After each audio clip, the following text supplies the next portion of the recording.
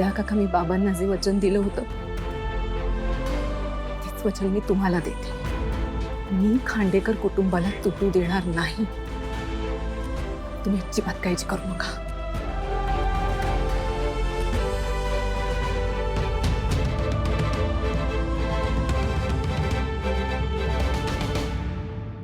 माझा तुझ्यावर पूर्ण विश्वास आहे बाळा.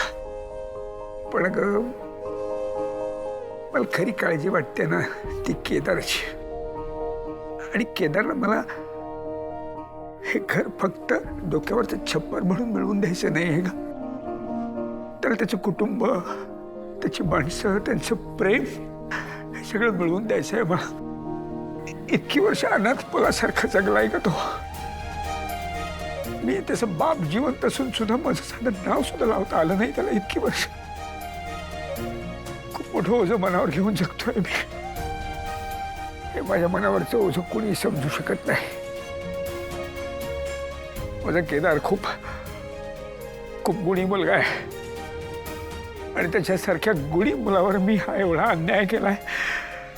हे खूप मोठं ओझं आहे ग. आणि त्याच्या चांगुलपणामुळे हे ओझं आणखी वाढतंय ग. त्याच्या नशिबी हे सगळं काय लिहून ठेवलं ग मी. तुम्ही म्हणताय ते अगदी बरोबर म्हणताय.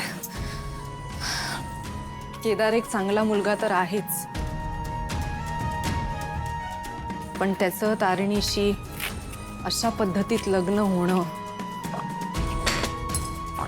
ही गोष्ट मला काही कोणालाच पटलेली नाहीये. या सगळ्याचा धक्का आपल्याला तर बसलाच आहे, पण बेलसरे कुटुंबाला सुद्धा बसलाय.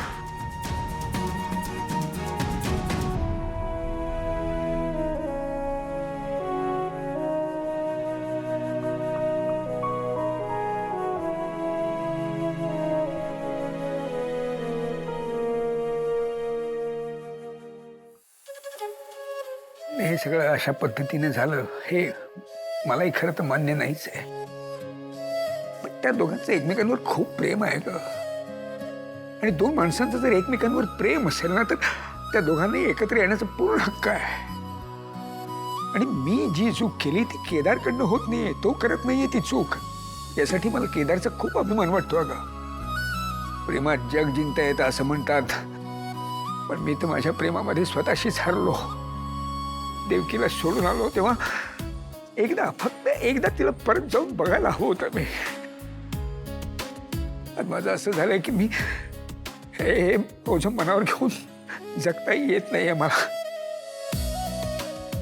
पण कौशिक, माझ्या केदारची सुद्धा मोठी बहीण म्हणून तू त्याची काळजी घे.